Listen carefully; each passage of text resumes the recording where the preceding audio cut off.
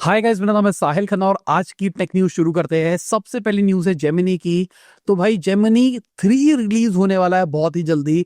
बहुत जगह पे इसको स्पॉट किया जा रहा है। जो लोग जेमिनी का एआई स्टूडियो यूज करते हैं उन्होंने देखा है और कई मामलों में एंट्रोपिक के 4.5 से आगे दिखाई दे रहा है।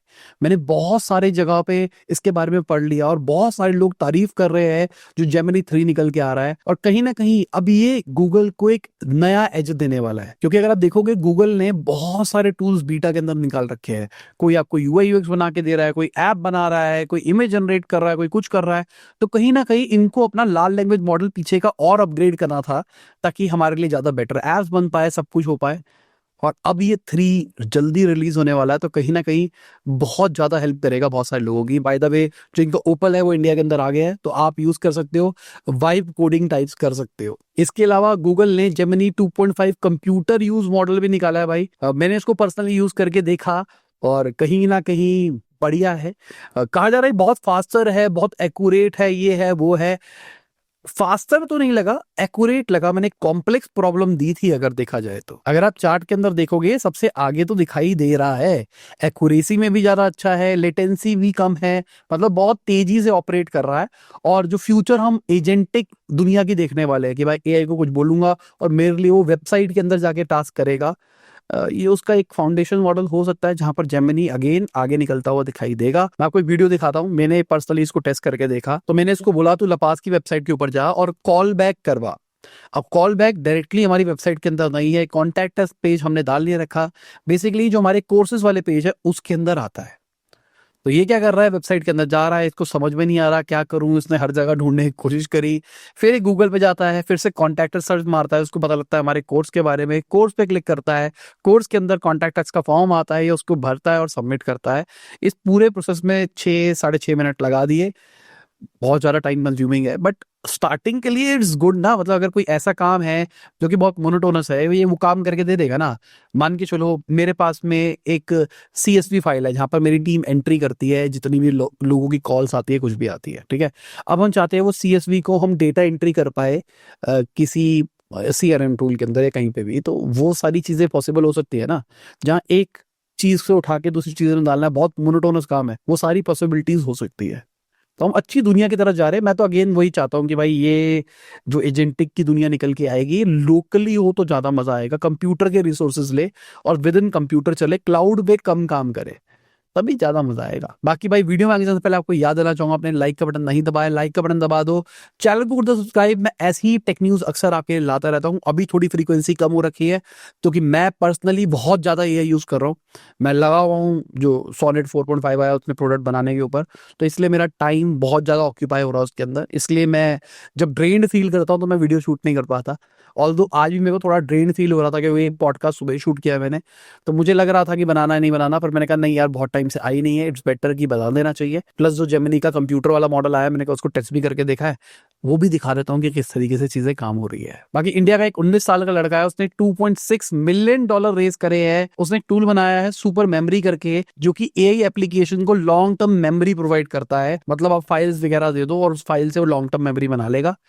अब कैसे वो काम कर रहा है मुझे नहीं पता, क्योंकि मैंने इनका टूल भी यूज नहीं करके देखा। एडॉप्शन कहा जा रहा है, कुछ स्टार्टअप्स इसको यूज भी कर रही है। इनफैक्ट कुछ रोबोटिक्स कंपनी ने भी इसको टेस्ट करना शुरू किया है। गूगल ड्राइव नोशन से डायरेक्टली कनेक्ट हो जाता है। मैं अगर इस प्रॉब्लम को सोचूं तो ये रैक से सॉल्व हो सकती है, बट पर्सनलाइज रैक हर जगह पे बनाने पड़ेंगे। मतलब एक फोल्डर टाइप बन जाएगा जहाँ पे आपके सारी फाइल्स को अलग से स्टोर कर दिया जाएगा।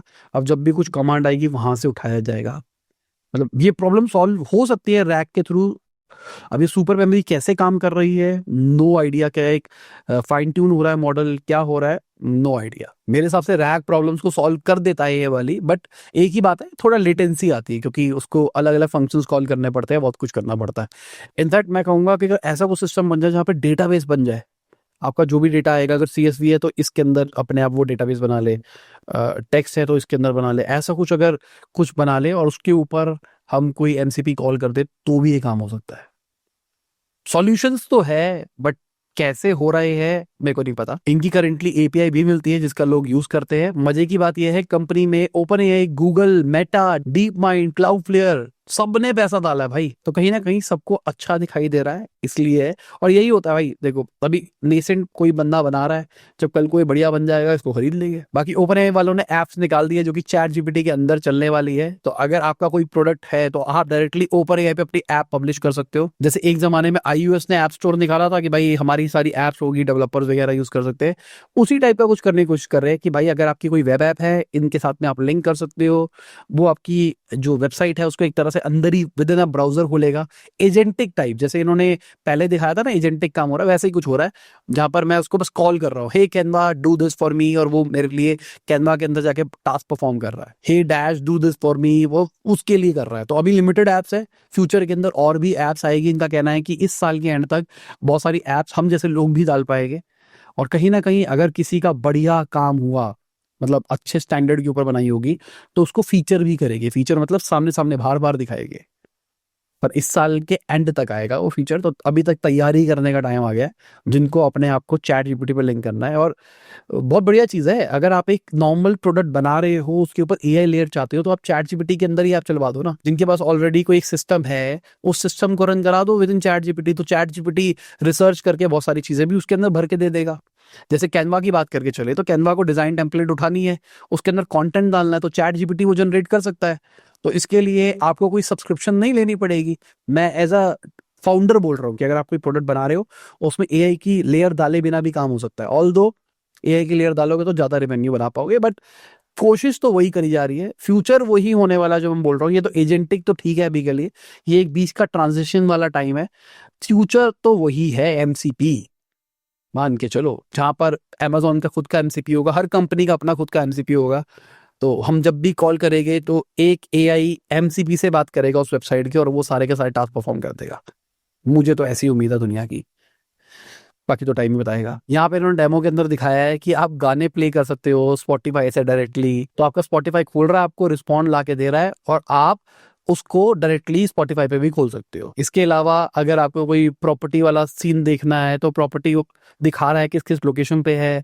आप चैट के अंदर ही फिल्टर्स लगा सकते हो, फिल्टर से आपके लिए सारा का सारा काम हो जाएगा। कैनवा के अंदर जाके आपके डेक्स बन रहे हैं, पूरा डिजाइन बना के दे रहा है। तो कहीं ना कहीं बहुत ही बढ़िया चीज दिखाई दी है। फिग्मा के साथ भी इंटीग्रेशन हो गया है। पहले ही फिग्मा का एमसीपी आ गया था। एमसीपी जिनको नहीं पता पहले बता देता हूँ, क्योंकि मैंने एक दो बार बोल दिया, बहुत सारे लोग नए आए होंगे। एमसीपी एक ऐसा तरीका है जो आपकी वेबसाइट के अंदर की जो फंक्शंस है, वेबसाइट के अंदर जो जो चीजें होती है, फॉर एग्जांपल मेरी वेबसाइट के अंदर एक फॉर्म है जिसके अंदर आप डिटेल्स भरते हो और सबमिट करते हो, एक फंक्शन है। जैसे हमारी एक ऐप है एस्ट्रोलॉजी ऐप, ठीक है, तो उसके अंदर आपकी कुंडली बनती है। तो कुंडली बनाना इज अ फंक्शन, आपका नाम लेगा, ये लेगा, ये लेगा, उसकी कुंडली बना के देगा, दिस इज अ फंक्शन। तो इन फंक्शन के ऊपर हमने एमसीपी बना दिया, मतलब ये फंक्शन कॉल करने की पावर दे दी एआई को। तो चैट जीपीटी पे आप जा रहे हो और मान लो हमारी ऐप का एमसीपी नहीं है अभी, बट हमारी ऐप के एमसीपी को कनेक्ट करते हो। अब आप चैट जीपीटी को बोलते हो कि भाई ये मेरी डिटेल है, मेरे बारे में बता।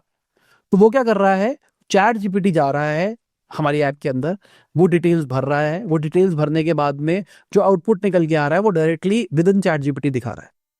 ठीक है, तो मेरे को ऐसा लगता है कि जो अगली दुनिया होने वाली है, अभी तो ये जो एजेंटिक फ्लो जो वेबसाइट के अंदर माउस चल रहा है, ये अभी बच्चों वाली चीज है।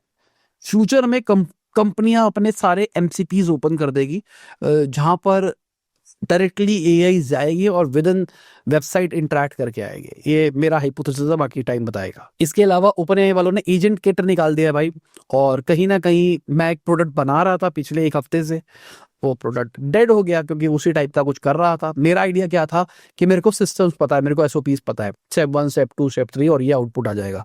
तो मैंने सोचा क्यों ना एक ऐसा प्रोडक्ट बनाया जाए, जो कि मैं बहुत पहले बना रहा था। बेसिकली क्या था, एक हमारी वर्कशॉप हुई थी, उसके अंदर मैं बात कर रहा था हमारे देश के अंदर बेरोजगारी नहीं है, निकम्मागिरी है, लोग काम करके राजी नहीं है, डेवलपर्स ऐसे है वैसे, डेवलपर्स की बुराई कर रहा था। एक लड़का कहता सर मैं डेवलपर हूँ, मैं कर दूंगा आपके लिए काम, ये वो। मैं बोला होगा भाई। तो मैंने उसको सीधा कहा भाई ठीक है, तेरे को काम दे रहा हूँ, कर। मैंने उसको आइडिया बताया, उसने बनाना शुरू किया। उसके बाद चिक चिक कर रहा था, तो मेरे को लगा पेमेंट टर्म्स है, मैंने उसको पूरी पूरी पेमेंट जितने की हमने डिस्कशन करी थी, पूरी पूरी पेमेंट अप फ्रंट दे दी। मैं कहा तू पहले पेमेंट ले, काम करके दे दियो आराम से। पर बंदे ने काम करके नहीं दिया, कुछ भी घसावट दे दिया हमको, भाई देख लो, काम हुआ नहीं था।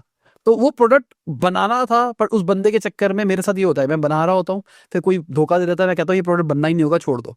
तो मैंने वो ड्रॉप कर दिया था। तो अभी एआई इतना जबरदस्त हो गया, मैं खुद ही डेवलपमेंट कर रहा जा रहा हूँ, खुद ही प्रोडक्ट बनाया जा रहा हूँ, तो मैंने कहा मैं ही बना लेता हूँ।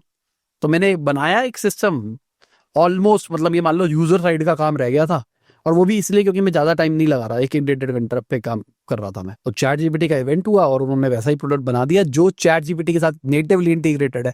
हम तो थे ही नहीं, हम तो बेसिक सा फॉर्म लेयर बना रहे थे जिसमें मल्टीपल एआई डल सकते हैं। मुझे लगता है ये ज्यादा बेटर सॉल्यूशन दे रहे हैं। बाकी पूरे इंटरनेट पे मैं देख रहा हूँ सबके सब कह रहे हैं भाई ये दुनिया बदल देगा, ये हो जाएगा, वो हो जाएगा। भाई दुनिया क्या बदल देगा, उनको तो नहीं समझ में आती लोगों की ना। एआई आपको प्रोडक्ट बना के दे सकता है, पर प्रोडक्ट तो सोचना पड़ेगा ना आपको। जहां पर अब कंपटीशन बढ़ेगा, मेरे पास एक आइडिया है, आपके पास भी आइडिया, अब हम दोनों आइडियाज बना सकते हैं। अब हमारे पास कोई रिस्ट्रिक्शन नहीं है, अब हम प्रोडक्ट बना के मार्केट में टेस्ट करके लाइव कर सकते हैं। तो कहीं ना कहीं आइडिया कितना बढ़िया है, आइडिया के अलावा उस वो कितना डिटेल्ड है। फॉर एग्जाम्पल मैं एक सीआरएम बना रहा हूँ, मैं सीआरएम बना रहा हूँ वर्सेस आप सीआरएम बनाओगे, उसमें बहुत बड़ा डिफरेंस आएगा। क्योंकि मैंने एक्चुअली काम किया है, जिनको नहीं पता मैं ईआरपी सर्टिफाइड भी हूँ। तो मैंने अपनी एमबीए के टाइम पे ईआरपी का सर्टिफिकेशन ले रखा है, तो मुझे कुछ कुछ मॉड्यूल्स आते हैं। प्लस मैंने बहुत सारा काम कर लिया जिंदगी के अंदर, तो मुझे बहुत सारा कुछ पता है गैप्स क्या क्या है। तो मैं वो सारी चीजों को जोड़ के अपना सिस्टम बना रहा हूँ, तो मैं तो बेटर ही बना पाऊंगा ना जिसने काम बिल्कुल भी नहीं किया है। मैं ऐसे एग्जाम्पल लेके चल रहा हूँ, तो कहीं ना कहीं मुझे लगता है जो एक्सपर्टीज है ना उसका बहुत फायदा होने वाला है एआई की वजह से। इसके अलावा ओपन एआई वालों ने जीपीटी रियल टाइम मिनी निकाल दिया है, जो कि रियल टाइम हमको स्पीच टू स्पीच इंटरेक्शन दे सकता है, टेक्स्ट दे सकता है, जिसका कॉस्ट भी कम है। मिनी है ना, मिनी का हमेशा ही कॉस्ट कम होता है। अगर आप देखोगे एकदम ड्रास्टिकली फर्क दिखाई दे रहा है, चाहे आप ऑडियो मॉडल की बात कर लो या टेक्स्ट मॉडल की बात कर लो, बहुत ही खतरनाक लेवल पे रेट घटा हुआ है। मैंने पर्सनली इसका एपीआई से यूज नहीं करके देखा, मैं रेगुलरली चैट जीपीटी में ऑडियो वाला वर्जन यूज करता हूँ, सही चलता है। बाकी ओपन एआई वालों ने सोरा 2 प्रो भी निकाल दिया है, मतलब सोरा के अंदर डायरेक्टली जाके अब यूज कर सकते हो। आप में से एक भाई बंधु ने मेरे को भाई इनवाइट कोड भेजा था, थैंक यू। तो आपकी वजह से अब मैं सोरा यूज कर पा रहा हूँ, वीपीएन से चल रहा है, बट ठीक है। बट एक चीज नहीं कर पा रहा, उसका जुगाड़ सोचना पड़ेगा कैसे करना पड़ेगा। मैं अपना पर्सोना ट्रेन नहीं कर पा रहा, क्योंकि वो एप्पल में ही अभी ऐप आई है, एंड्रॉयड में आई नहीं है। वीपीएन में एप्पल में चला तो दूंगा, पर उससे ऐप तो इंस्टॉल नहीं होगी। ऐप के लिए आपको प्ले स्टोर मतलब ऐप स्टोर में जाके सेटिंग वेटिंग चेंज करनी पड़ेगी। और मेरे सब्सक्रिप्शन चल रहे हैं, मेरे आई क्लाउड के सब्सक्रिप्शन चल रहे हैं, तो आपको कैंसिल करनी पड़ेगी, उसको बंद करना पड़ेगा चेंज करने के लिए। तो इतनी टेंशन पालेगी नहीं हम जिंदगी में। मैं सोच रहा हूँ मेरी बेटी वाले फोन में करके देखूंगा घर जाके सोरा ट्रेन। बाकी प्राइसिंग भी मुझे ठीक ठाक सी ही लग रही है अगर देखा जाए तो। सोरा 2 प्रो भी आपको 30 सेंट्स के अंदर ही देखने को मिल रहा है, 720p वाला वर्जन, और मेरे हिसाब से गुड है भाई। इसके अलावा XAI वालों ने भी अपना वीडियो मॉडल निकाल दिया, ठीक ठाक दिखाई दे रहा है, मतलब बढ़िया लग रहा है। अब ये किस तरीके से काम कर रहा है सोरा में, सबसे बड़ी बात तो ये मैं अपना मॉडल ट्रेन कर सकता हूँ, वो जो गेम है वो बहुत ही अलग है। बट यहाँ पर नॉर्मल वीडियो जनरेशन हो रही है, मुझे लगता है वैंग वैंग वगैरह वगैरह जो एक फील्ड के अंदर मॉडल है ना बहुत सारे, वो भी बढ़िया काम कर ही लेते हैं इसके अंदर। इसके अलावा एलन मस्क कह रहे हैं कि 2026 के एंड तक हम वॉचेबल मूवीज देख पाएंगे जो कि ग्रॉक पे बनी होगी, और 2027 तक बहुत ही बढ़िया मूवीज देख पाएंगे। मतलब हम उस दुनिया में जा रहे हैं इनके हिसाब से जहां पर एआई एक्चुअली मूवी लेवल का काम कर देगा। और यही सबसे बड़ा डिस्कशन का अभी इस टाइम पे पॉइंट बना हुआ है। अभी रिसेंटली मिस्टर बीस्ट ने भी एक पोस्ट डाला जहां पर ये बोला कि भाई अभी सोरा 2 ये काम कर रहा है, कंटेंट क्रिएशन खतरे में है। अब समझो ना अगला साल क्या होगा। अभी सोरा 2 इतना बेहतर हो गया है, अभी जेमिनी का मॉडल आएगा, VO3 के अलावा VO4 आएगा, ग्रॉक इसमें काम कर रहा है, और ग्रॉक बहुत तेज है भाई, ये अभी तक हमने देखा है, वो इनका इटरेशन बहुत फास्ट होता है। तो सोरा 2 आएगा, 3 आएगा, 4 आएगा, क्या होगा भाई अगले साल 3 आएगा। सोरा 3 क्या होगा आप सोचो। अभी जेमिनी का नया वीओ वर्जन आ जाएगा कुछ टाइम के अंदर, वो कितना बेहतर होगा। इनका ये वर्जन आ गया है, कितना बेहतर है। तो हम उस दुनिया की तरफ जा रहे हैं जहां पर शायद वीडियो भी क्रैक होती हुई दिखाई देगी। मेरे को लगता है फोटोज क्रैक हो चुकी है, ऑडियो भी ऑलमोस्ट क्रैक हो गई है, अब हम उस दुनिया में पहुंच रहे हैं जहां पर वीडियो क्रैक होती हुई दिखाई देगी। देखते हैं क्या होता है। बाकी XAI वाले 1000 पर मंथ का सब्सक्रिप्शन प्लान निकालने का सोच रहे हैं, जहां पर बिजनेसेस प्रीमियम मेंबरशिप ले सकते हैं, जहां पर उनको हायरिंग टूल देखने को मिलेंगे, कोई इम्पर्सिनेट ना कर ले उसके लिए कुछ डिफेंस मैकेनिज्म हो गए, ह्यूमन सपोर्ट मिलेगा फास्टर, ब्रांड इंडस्ट्री मॉनिटरिंग मिलेगी, सुपर ग्रॉक का एक्सेस मिलेगा। तो कहीं ना कहीं बिजनेस मॉडल को समझने की यहाँ पे कोशिश करी जा रही है। बाकी न्यूरालिंक की बात करके चले तो न्यूरालिंक ने एक नया पैटर्न डाला है जहां पर एक बंदा रोबोटिक आर्म हिला रहा है दिमाग से, और बहुत ही खतरनाक वीडियो लग रही है भाई, जहां पर वो सोच रहा है और वो पी पा रहा है कॉफी या कोल्ड ड्रिंक जो भी है, और कहीं ना कहीं ये नेक्स्ट एरा देख रहे हैं, जिन लोगों के हाथ नहीं है, पैर नहीं है, दिमाग से मूवमेंट्स हो पाएगी। This is early stage of next level things. Neuralink कोई कुछ भी बोले भाई, मैं बहुत टाइम से बोल रहा हूँ, एलॉन मस्क हमेशा ओवर हाइप करते हैं चीज़ों को। टेस्ला में उन्होंने अनाप शनाप वैल्यूएशन पे पैसा रेस कर रखा है। मैं पहले भी बोलता हूँ, अभी भी बोलता हूँ, मुझे टेस्ला एज ए कंपनी नहीं पसंद। ठीक है, टेक्नोलॉजी में कुछ भी कर रहे हो, कुछ भी कर रहे हो, बट मेरे हिसाब से उनकी वैल्यूएशन जस्टिफाइड नहीं है, ये मेरा ओपिनियन है। XAI बहुत बढ़िया काम कर रहे हैं। जो ट्विटर है, ट्विटर जब उन्होंने खरीदा था, मुझे लगा था कि भाई बंदों को फायर कर दिया, ये कर दिया, वो कर दिया, कॉस्ट कटिंग कर रहे हैं। क्या फाइन प्रोडक्ट निकाला उन्होंने। और दूसरी साइड पे हम ये न्यूरालिंक देख रहे हैं, और न्यूरालिंक भी बहुत बढ़िया काम कर रहा है। और इनकी जो स्पेस एक्स है, उसमें मुझे कुछ कुछ बातें सही लगती है, कुछ कुछ बेकार, मतलब मार्स पे कॉलोनाइजेशन कर लेके मुझे हवा गली बातें लगती है। बट ये जो स्टारलिंक प्रोजेक्ट चल रहा है, ये मुझे चंद चीज लगती है। इसके अलावा अमेजोन ने ओमनी रीटारगेट करके एक मॉडल रिवील किया है, जो कि एक AI फ्रेमवर्क है, जो कि ह्यूमनॉइड रोबोट के लिए डेटा जनरेशन इंजन की तरह काम कर रहा है, जहां पर रोबोट सोच पाएंगे एक तरह से। तो अगर आप वीडियो में देखोगे, उसको टेबल पे चढ़ना है रोबोट को, उसको चेयर दिखाई दे रही है, वो चेयर को उठा के एक जगह पर रखता है, उसके बाद भाग के चेयर के ऊपर चढ़ रहा है, टेबल के ऊपर जा रहा है, उसके बाद देख रहा है उसको क्या करना चाहिए, जंप करना चाहिए या नहीं करना चाहिए, फिर वो प्लान कर रहा है और उसके बाद वो जंप कर रहा है। तो कहीं ना कहीं एक अच्छी सक्सेस दिखाई दे रही है रोबोटिक्स के अंदर भी। अलग अलग कंपनी अलग अलग काम कर रही है ना, इसकी वजह से ना प्रोग्रेस और तेजी से होती हुई दिखाई देगी। इसके अलावा UFS 5.0 स्टोरेज निकाल दी गई है भाई, जो कि पुराने वाले से ऑलमोस्ट डबल स्पीड के अंदर है। अगर हम UFS 4.0 या 4.1 की बात करके चले, वो 5.8 GBps की स्पीड के ऊपर काम करते थे डेटा स्पीड के अंदर, अब वो 10.8 GBps पे पहुंच गया है। 160% इंक्रीज दिखाई दे रहा है 4.0 से बात करके चले तो। और सबसे बड़ी बात, बैकवर्ड कंपैटिबल है, मतलब फोन कंपनीज को कुछ नया नहीं करना पड़ेगा, अपनी एग्जिस्टिंग प्रोडक्ट लाइन के अंदर इसको डाल पाएंगे, जो अगेन एक अच्छी चीज है। बट सवाल ये है, कंपनीज को कब अडॉप्ट करेगी। देखो, चाइना वाले कंपनी वाले, जो MI हो गया, ये Xiaomi हो गया, ये सब सबसे पहले कर लेंगे, आई एम 100% श्योर इसके लिए। उसके बाद में अगर जैसे पिक्सल की बात करके चले, तो पिक्सल पहले काम कर रहा था UFS 3.1 पे, अभी पिक्सल 10 निकला है, वहां पर अपग्रेड किया है UFS 4.0 के ऊपर। और मुझे पता नहीं कि ऐसा क्यों नहीं करती कंपनीज, क्योंकि अगर आपकी फास्टर स्टोरेज हो गई तो आपकी एप्स फास्टर खुलेगी, आपके प्रोसेसेस फास्ट हो जाएंगे, बहुत सारी चीजों में फायदा देखने को मिलेगा। आप अपनी स्टोरेज को जब रैम की तरफ कैश करते हो, तो वो वाली चीजें भी बेटर होती हुई दिखाई देगी। और सबसे इंपॉर्टेंट, जो हम AI वाली दुनिया की तरफ जा रहे हैं, वहां पर फास्टेस्ट स्टोरेज ही बहुत इंपॉर्टेंट रोल प्ले करने वाली है। तो देखते हैं कौन कब अप्लाई करता है इस चीज को। बाकी इसी के साथ में हमारी आज की टेक न्यूज खत्म होती है। उम्मीद करता हूं आपको मजा होगा। लाइक कर देना, शेयर कर देना, कमेंट बताना वीडियो कैसी लगी। बाय, गुड नाइट, शबा खैर, खुदा हाफिज, गुड मॉर्निंग, आफ्टरनून, जब भी आप वीडियो देख रहे हैं। जय हिंद, वंदे मातरम, दुआ में याद रखना।